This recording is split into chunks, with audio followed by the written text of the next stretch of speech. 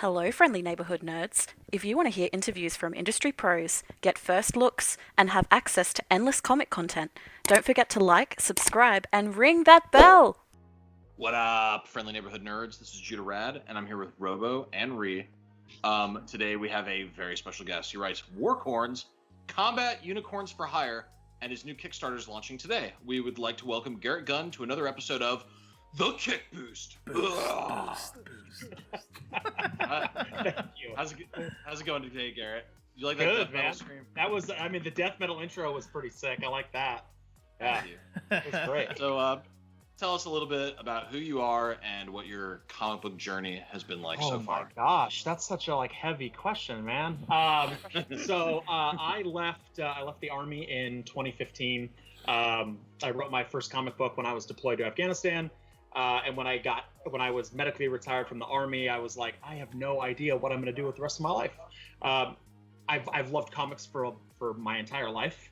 And my wife was like, hey, you should take this comic that you wrote when you were deployed and make it a real comic. And I was like, that's so dumb. Why? What MOS? 35 November. So I was a tactical and SIGINT intelligence analyst. Okay. So I was with 238 Cav, Task Force Warhorse from 4th ID in Afghanistan, doing Kandahar City, doing tactical surveillance and stuff. Dope. So I was like, that's dumb. At that time, I didn't really understand there was an indie comics scene, right? I was just like, comics are Marvel and DC and Image and stuff like that. Yeah. So I'm like, no, Marvel has no interest in this bullshit I'm writing. There's no point. But I did it anyway because I'm an idiot. So I did the first one, and the first one went okay, and then a publisher picked it up, and I was like, okay, someone else wants to read this. So then they asked for a sequel, and I just it started snowballing into this thing that I'm like, all right, this could be a thing, I guess. I could keep making these. And now it's 5 years later, I've got 24 books published or 22 books published. Wow. Yeah, it's a lot. That's so pretty I dope. really there's no moment. There's no moment of I entered comics on this day, whatever. I just stumbled for a long time until I tripped into this community somehow. That's awesome. Okay. Yeah. Nice. So your new title is live today, right? It went live at 9 a.m. Pacific Standard Time this morning. Woohoo! Shit, yeah. 1 Congratulations. October. Yeah, we are at 60-something% funded so far. Oh my god, that's amazing. Wow. Day one. We're at Yeah. day one, so we're at $5,751. It's that's probably because we announced that you were going to be on our show. 100% due to you guys. Yeah, 100%. Yeah. Nobody's seen this video, but I'm pretty sure it's because of us. There wasn't That's right. months of anxiety and posting teasers or just wanting to not be around. It's 100% your guys' posts. That's right. I love Yeah. it. Well, you're welcome. That's you. it. I humbly and graciously receive your tidings. Our audience needs to know, that's indicative of the quality of what you're writing, right? That's pretty insane that it's already that far funded. And there are plenty of previously funded projects to look through as well if our audience is curious that you've got on Kickstarter. What is that Kickstarter process like for you? What advice would you give to creators that are trying to use that platform? It's cripplingly terrible. Kickstarter is both so wonderful and so awful at the same time. I know people when I was doing my first one, I was like, there's no way. I think my first goal, my first ever Kickstarter was $2,500, and I was like, there's no way that the world is going to give me $2,500. And I right up until today, before I launched, I was sick to my stomach because every time you put so much into a campaign before it goes live that it's holding your breath, and then you're just waiting oh god, is someone gonna want this thing? All right. But Kickstarter is responsible for right now 50% of the comics market. It's huge. Wow. There's Yeah. so many projects that are only made possible because of Kickstarter. So it gives people a platform to be able to be hey, I'm a nobody and I want to make a thing and I want to share it with other people. And there's a whole plethora of people that are ready to throw their money at these things and be Yeah. sure, I'll check that out. So, as far as advice, take a breath. I don't know, don't really stress about it. The mistake a lot of people make is they get ahead of themselves and they get everything made, and then like they put everything on this Kickstarter, and then like if they don't fund, they like are like, oh no, I owe so many people money. Yeah. I owe so many people money. Oh God. And like I think that's a mistake people make, because then it's like crushes you and you never want to do it again. So you have to find like the perfect balance of how you can get enough done that you can afford to like cover on your own. Right. To get people excited about the product, and like to like have enough to show on a campaign that people are like, oh, like I see they're actually making this, without crippling yourself in debt or anything else, because that comics will break your heart. It will break I was your gonna do the quote, but I like it felt a little cliche. Like, So let's get into the book a little bit. So you went with a horse theme. Was 4ID like war horses or something? What made you go with horses? Well, Fourth ID was Task Force Warhorse, but that had nothing to do with it really, because this book is pretty new being written. So when this book started, it started as kind of like a joke of I wanted to be able to make a book like making fun of my friends from the military. And I knew that the thing that like their toxic masculine asses would hate is if I made them these glowy, cute, sparkly unicorns. And so, you know, this book stemmed out of a larger universe series called Franklin and Ghost. And like, this was meant to be a one-shot. It's meant to just be a funny thing, like, hey, cool, like we made these unicorns, they have guns, it's awesome. And it was like so successful. And like people messaged me constantly after we did the first campaign and were like, I have to have more Warcorns. Like, when is the next one? Yeah. When are you making? When are these guys coming back? Like, whatever. Like, I even killed them in the first book. Like, I killed them all off. Like, it was like shit. And when we were going to print on the first book, my editor was like, "Hey, do you want to like add anything to the book?" I was like, "You know what? On the last page, just put like the Warcorns will return." Like, who knows? Yeah. Like, whatever. This book is just meant to be like so ridiculous and so dumb in so many ways. Like the horse thing was just literally like, it kind of started to unfold as I was building this world of like, oh, like, well, I don't want it to be a whole planet of unicorns. That's kind of boring because you're not as special, right? If you're a unicorn. So like, I want it to be like a horse planet. And then like, there's other kinds of mythical horses. Yeah. Like there's Pegasus Corps and there's like the Workhorse Division, which is just like boring logistics people that do nothing. Like they're like the janitors and the clerks and like all the normal stuff. Pogues. Exactly. So there's like, even like in the first book, there's like a Coast Guard guy that's not a real unicorn. He's a horse with like a cardboard horn like strapped under his chin because he wants to be like real military even though he isn't.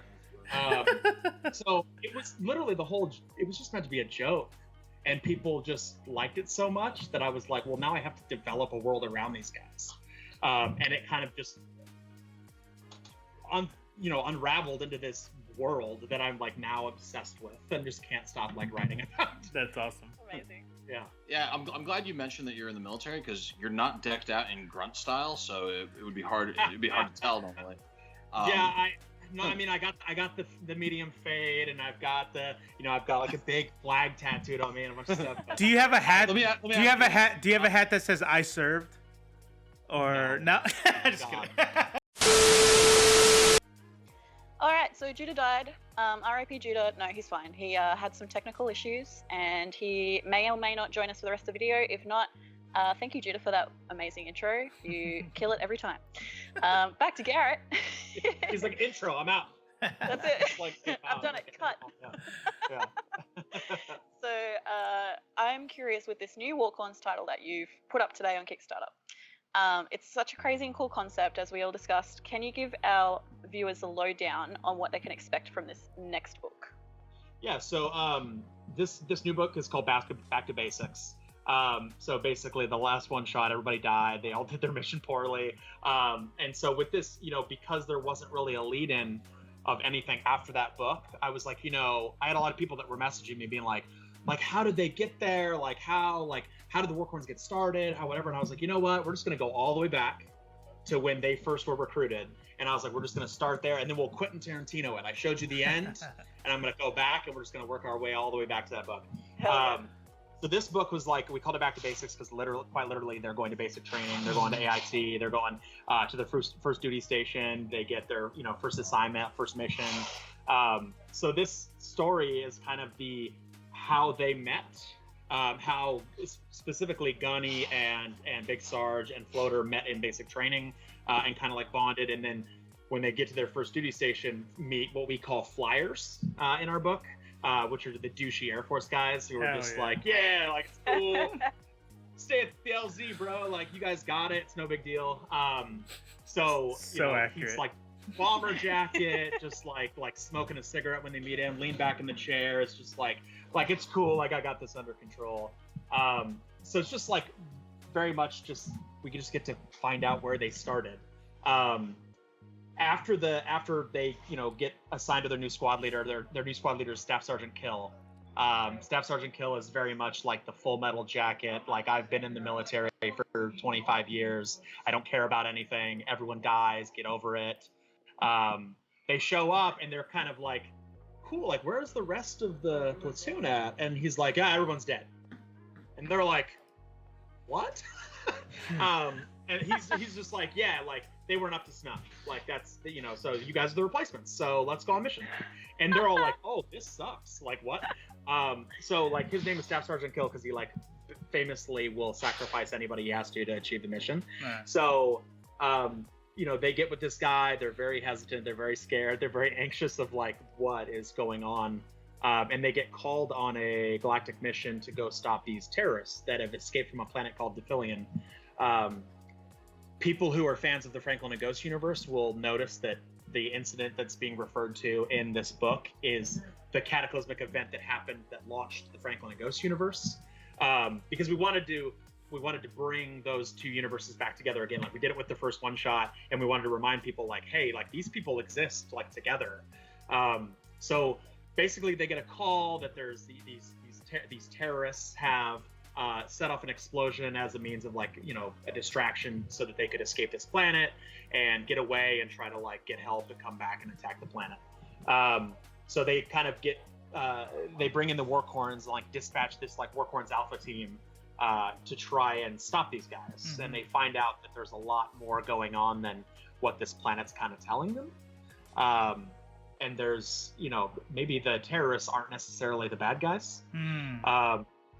So that it kind of follows them as they're, like, investigating these disappearances and trying to find, like, the true story behind, like, what's really going on this planet. So hell yeah.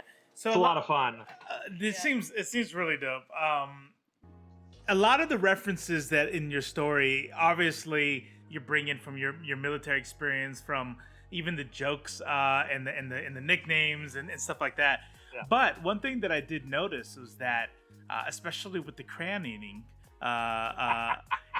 this seems pretty specific to the Marine Corps.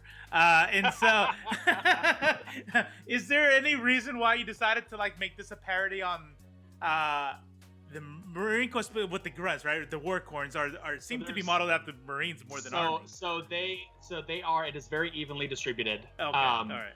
There is lots of joke. I mean, every branch lends itself so well to specific jokes. Right.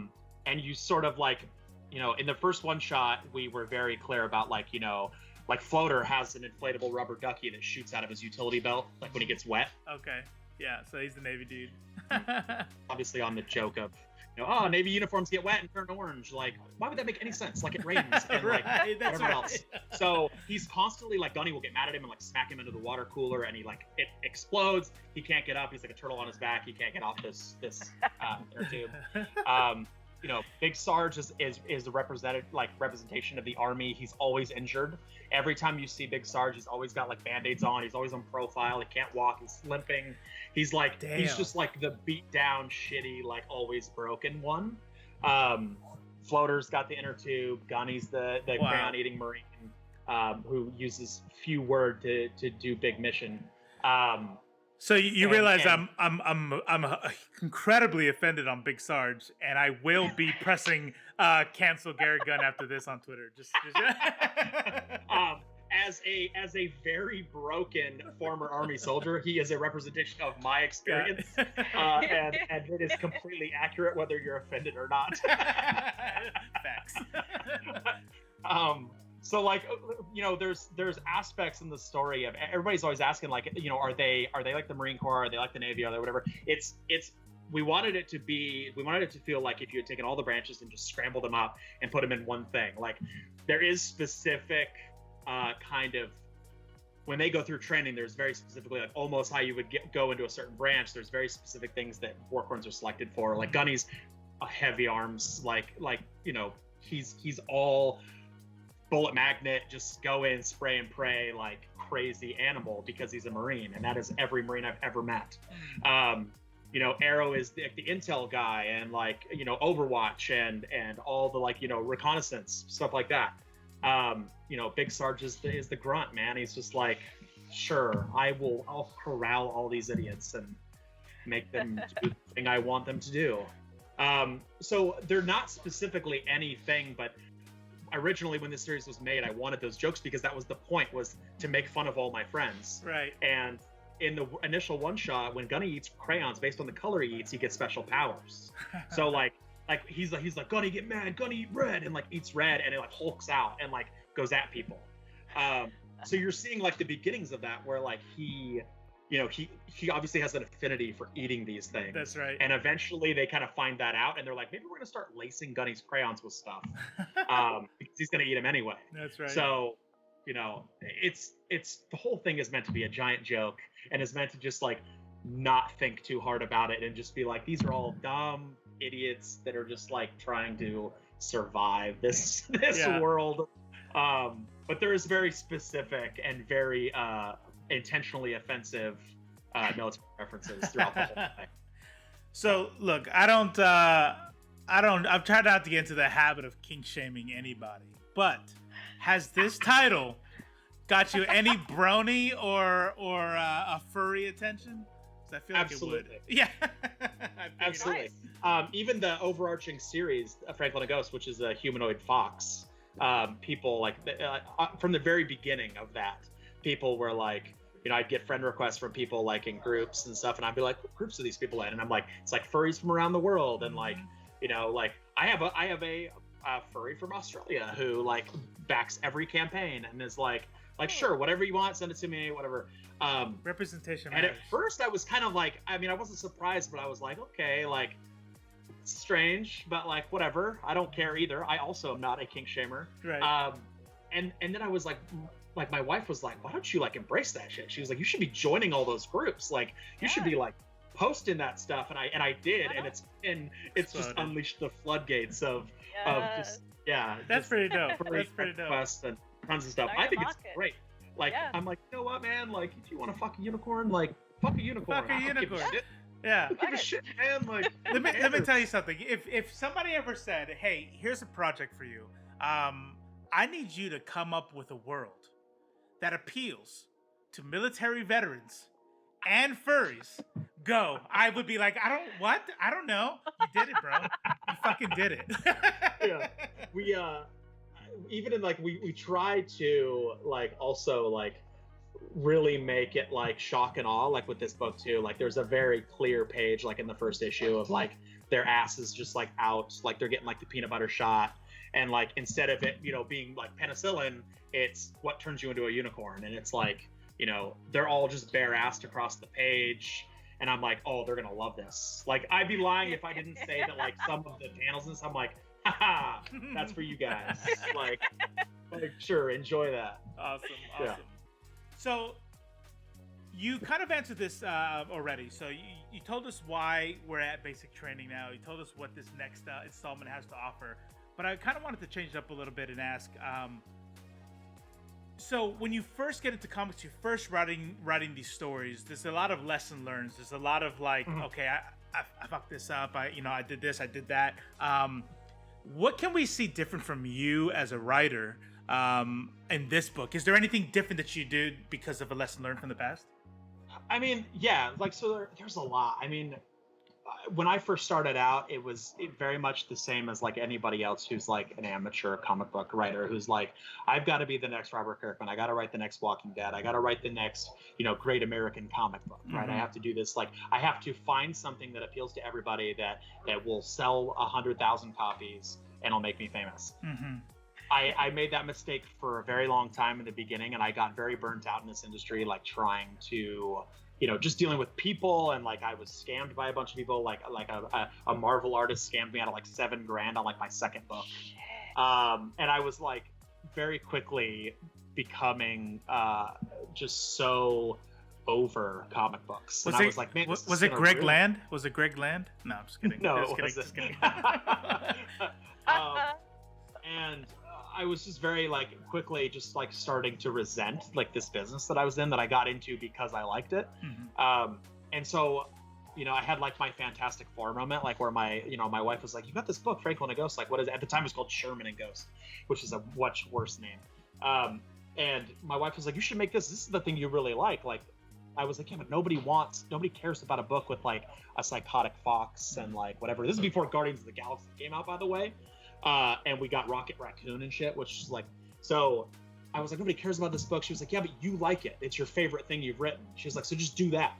So once I kind of like made that turn of like not caring anymore, if like, honestly, like not caring if I sold any books and just making the book that I liked, it opened up just like this Pandora's box of like, who cares? Like, sure, we're going to put like, there's going to be, like this thing's going to happen in this book, and someone will be like, why is that in there? Who knows? Sure, because it is. Yeah. Because it's science fiction, bro. You can do whatever you want. That's right. Like, all you gotta do is like, time travel. I don't know. Like, you can do whatever. And like, once I stopped caring about, hitting those marks or being on whatever level I thought I should be trying to get on, the creativity and the fun and everything in the books just started like pouring in, which I think makes for a better product, because like now when people read like Franklin and Ghost or WARCORNS, people like my boss, my editor-in-chief, Travis McIntyre, who owns the publishing company, is like, you are such a fucking idiot. he's like literally the quote on the last WARCORNS book was like your ideas are shit. That was like what his quote was. And like he's always telling me like, I don't know how you sell books, but like all this stuff is so dumb. And I'm like, yeah, but like that's what I think people like, is like people. Yeah.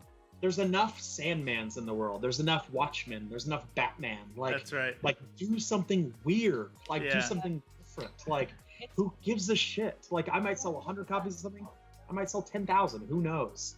But like, if you're not having fun making the thing, like the reader's not going to have fun reading the thing. That makes sense. So yeah, we can fully relate to that. Judah is like lovingly referred to in our trio as the cringe guy, but everything he produces is like audience favorite. So yeah, it's true. Like we look at it and we're like, oh, and then it posts and it goes off. So that's right.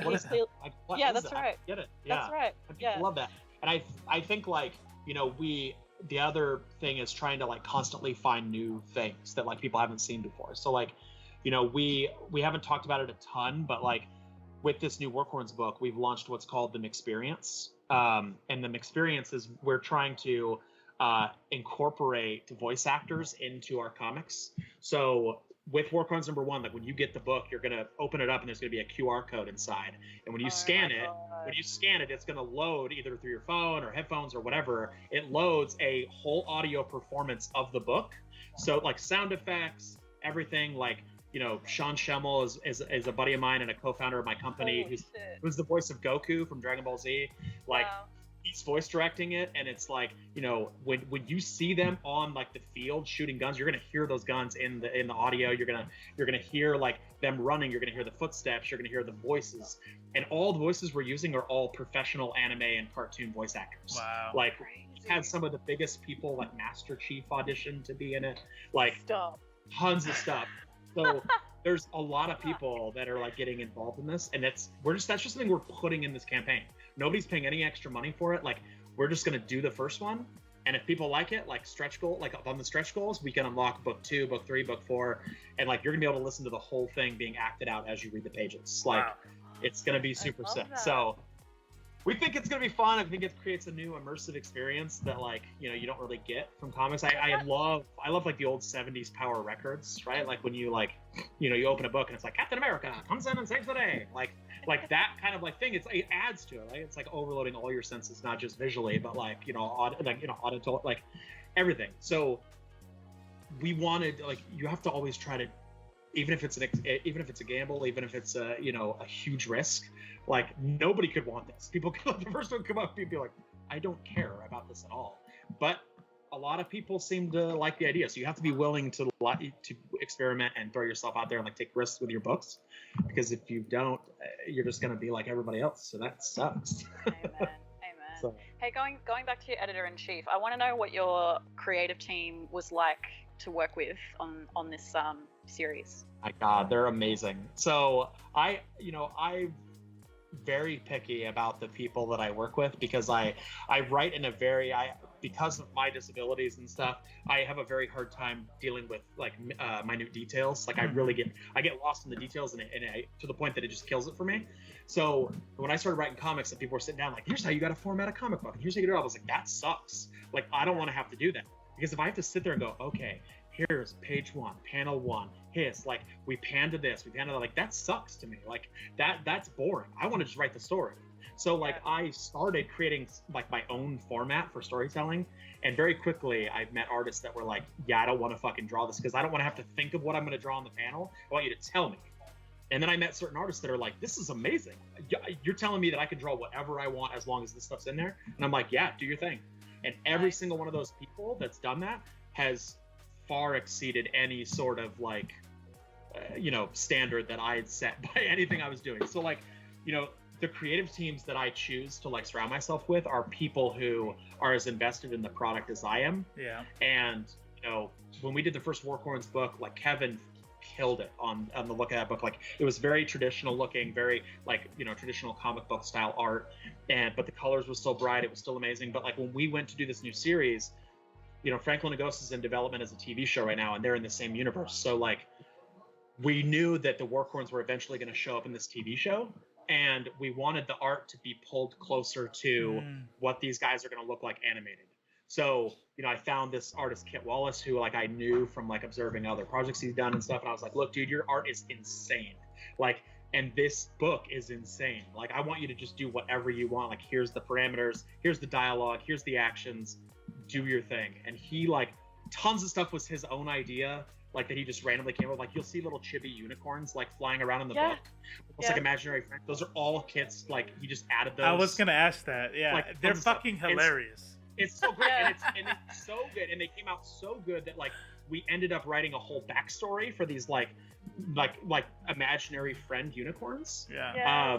Where they're like secretly like a monarchy, and like they rule over all the normal unicorns, but like nobody knows they exist. Like they're just like out there. So like the one you see in the book all the time is Her Majesty Sparklebutt. That's the one you see flying around. It's so dumb, right? That's so dumb. Robo's nickname too, actually. Yes, that is so weird. Yeah. That's yeah. I actually literally had that question where I would actually, when I'm reading it, I was on my phone and I would like take screenshots. I'm like, this is hilarious. And it would be the little angel, like, oh yeah, F yeah, blah blah blah, right? And then I'm like, and I would flip through and I'm like, are these guys real? Like, I don't understand this is hilarious.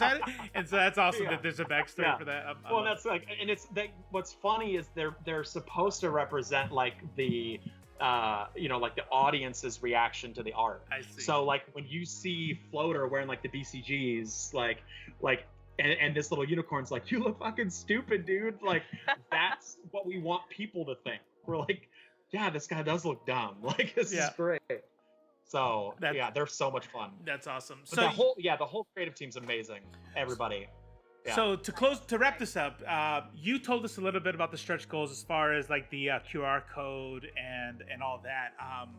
Just as a pitch to kind of kick off this whole thing, like you said, it started off today. For those back home, what other stuff besides just go to the damn website and find out for yourself, people watching? But what other stuff can we expect out of the stretch goals? So we've got a whole set of metal trading cards for each of the WARCORNS that's coming out in like sequential order. We've got stickers, we've got sew-on patches, or iron-on patches. We've got additional variants of the book, like from artists like Bill McKay and Sun Kamanaki. We've got there's tons. We have a graphic in the website in the Kickstarter of like, I think after we hit goal, I think it's like every $700 or every $1,000 is like a new tangible object stretch goal. So like the first one. I mean, the first one is like a library of books that everybody gets. The second one's a die cut sticker of the Full Metal Jacket helmet that we did. We did like the traditional movie poster, Full Metal Jacket. So like that helmet, we're doing like a 4-inch sticker, like die cut sticker. Yeah. It's like UV and stuff, so you put it on the outside of your car or whatever.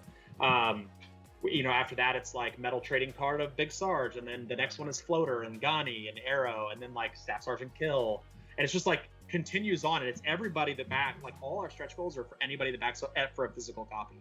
So like anybody that backs for $30 is just going to continue to get everything. Oh, really?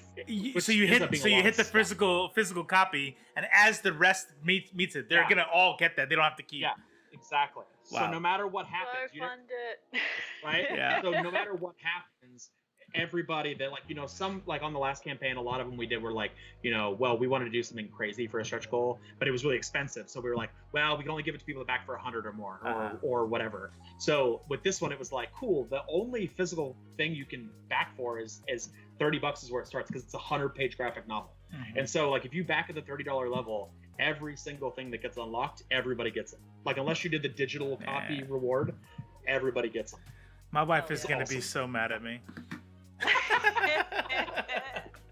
It's really dope. We even had people like we did like some crazy tiers this time of like there's a tier called No Shit I Was There, and or No Shit There I Was. Yeah, I was gonna say No Shit There I Was, and we are recreating their uniforms. So like you back and you get a WARCORNS uniform, like with I bought like authentic Vietnam era fatigues. Yeah. And like we're like adding all the patches, we're adding their name tapes, we're adding like their rank, like everything on it. So like when you wear it, you look like how they do in the book. Like it's there's some stupid cosplay as a brony. That's awesome. Right? That's yeah. That's I'm fine with it, bro. Fuck yeah. My feelings, Yeah, no, that's awesome. That's awesome. Hey, is there anything else you want to make sure you get out there before we close this up? I mean, thank you guys for having me on and talking about WARCORNS. Like, it's a blast to talk about this book, and it's a blast to talk to new people all the time. There's like so many great podcasters, interviewers, comics people that like are responsible for the whole reason we get to keep doing this. Because like without people like you guys like spreading the word about this shit, like I'm just a dude on Facebook.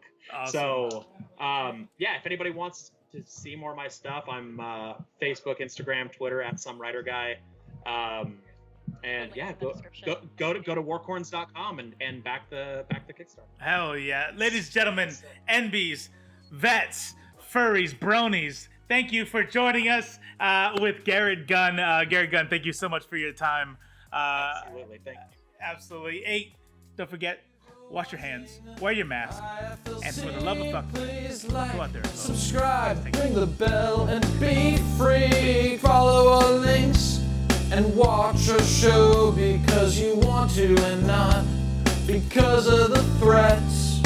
Thank you for watching Judah, Robo, and Ree. We talk about comics, movies, and TV. Sometimes we have notable guests, and sometimes it's just us. But we're also cool.